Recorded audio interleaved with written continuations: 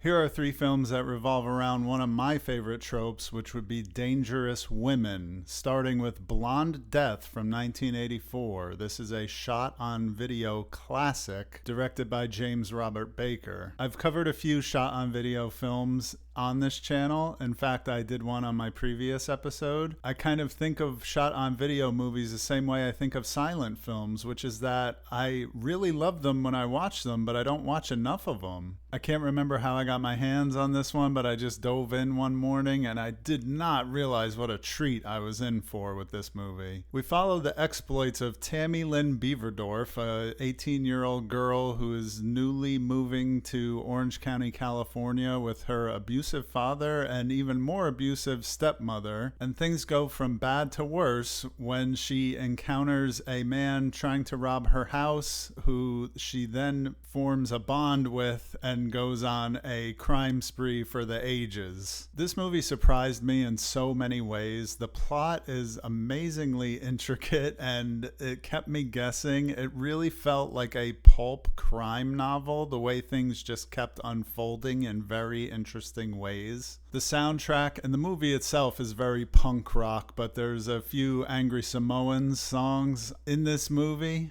and it really gives it that early 80s California punk rock feel. There's also a sequence that was done with some unauthorized filming at Disneyland, which is great. And the humor in this movie falls into some kind of uncanny valley between not aging particularly well, but also not being totally gauche and offensive. It's very hard to explain, and you'll just have to watch the movie to see for yourself. But there are some really funny one-liners and gags in this movie that mix in well with all the sex and violence and crime and crazy shit that's going on. If you're willing to come out of your comfort zone and watch something that was literally shot with consumer-grade camcorders from the early 80s, you have to check out Blonde Death. The Vampire Lovers from 1970 is a movie that falls within one of my favorite subgenres of the dangerous women trope, and that is sexy female vampires. This is a Hammer movie, which was a complete blind spot to me up until a couple years ago when I actually discovered Hammer movies and started watching quite a few of them. This is actually part of a trilogy known as the Karnstein trilogy, because that's the name of the main vampire throughout these three movies, which is The Vampire Lovers, Lust for Vampire, and Twins of Evil. I've actually seen the other two movies. Twins of Evil is excellent.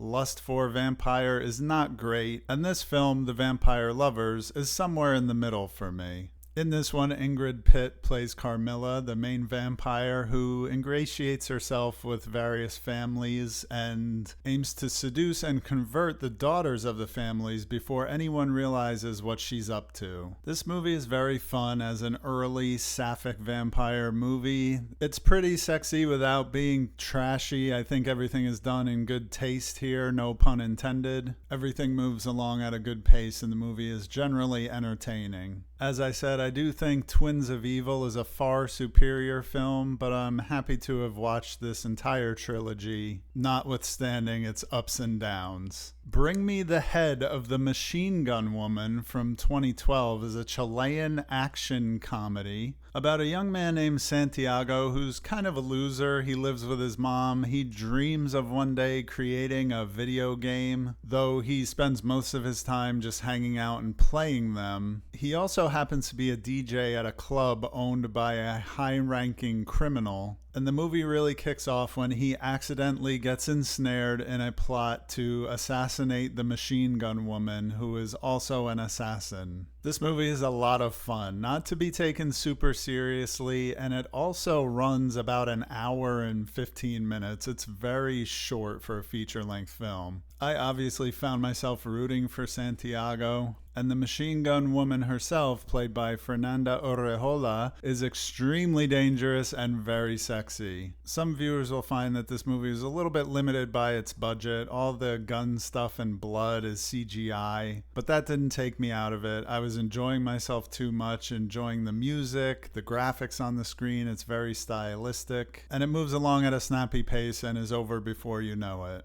I also love that because our main character is a DJ, he's kind of an expert in music. He even uses an MP3 player filled with his best music as a bargaining chip at one point in the movie. So this one was a lot of fun, and it may be the first movie out of Chile that I've ever seen. It's certainly the first one I've logged on Letterboxd. So if you want to see an action comedy that leans way more on the action than the comedy and even has some exploitation elements to it, check out Bring Me the Head of the Machine Gun Woman. And that's going to do it for this one. I appreciate you sticking around till the end. And if you like these short movie reviews that I do, I have a whole playlist of them on my channel. Thanks again, and I'll see you on the next one.